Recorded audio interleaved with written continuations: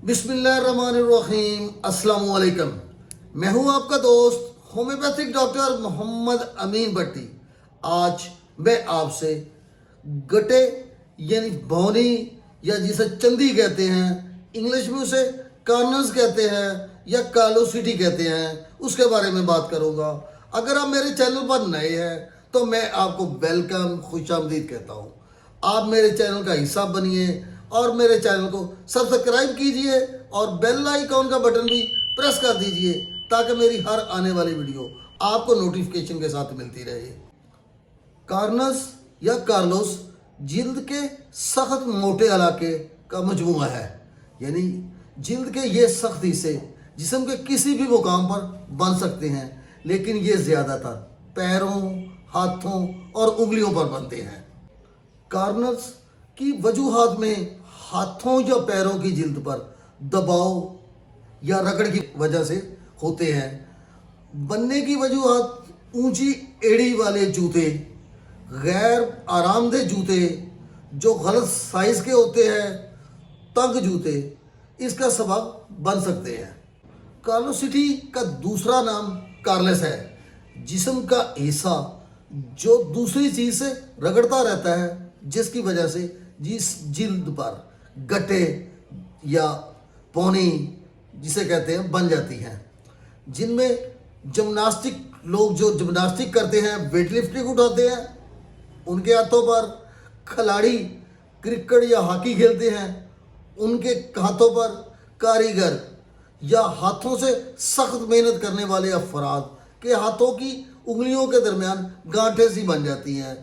Guitar बजाने वाले अफराद के उंगलियों पर यानी टॉ पर ये निशानात बन जाते हैं। अलामत में जिल्द का एक मोटा हिस्सा, खुरदरा इलाका, सख्त उभरा हुआ हिस्सा, जिल्द के नीचे नरम या दर्द, फ्लेक्सी जिल्द या मोमी जिल्द। जब आपके हाथों पर या पाँव के उंगलियों पर या तलवों पर ऐसे निशानात बन जाएं तो आप होम्योपैथी की अद्वियात इस्तेमाल कीजिए। होम्योपैथी की अद्वियात आपको मुकम्मल शफा देती हैं बगैर किसी नुकसान के। ये आपकी जिल्द को ऐसे बना देंगी जैसे कभी ये चंदियाँ या गट्टे बने ही ना हों। आप होम्योपैथिक इलाज करवाइए। जब पाँव के तलवों पर उंगलियों के दरमियान नोकीले ये गट्टे बने हों, जिसमें चलना मुश्किल हो, चलने के दौरान वजन पर आता है जिसकी वजह से शदीद दर्द हो, तो आप होम्योपैथी की दवाई एंडम क्रोडम इस्तेमाल कीजिए। एंडम क्रोडम को 200 ताकत में 5 कतरे रोजाना लीजिए। 15 से 20 दिनों में आपकी ये चंदियाँ, ये गट्टे मुकम्मल तौर पर ख़त्म हो जाएंगे। मेरी अगली दवाई जो मैंने अपनी 30 साल प्रैक्टिस में बेहद लोगों पे आजमाई हुई है, अगर इसको इस्तेमाल किया जाए तो आपके 100% रिजल्ट देती है। ये मुकम्मल ख़त्म करती है उन गट्टों को या वो चंदियों को जो पाँव के नीचे बनी होती हैं, जो जिल्द पर, हाथों पर बनती हैं किसी सख्ती की वजह से।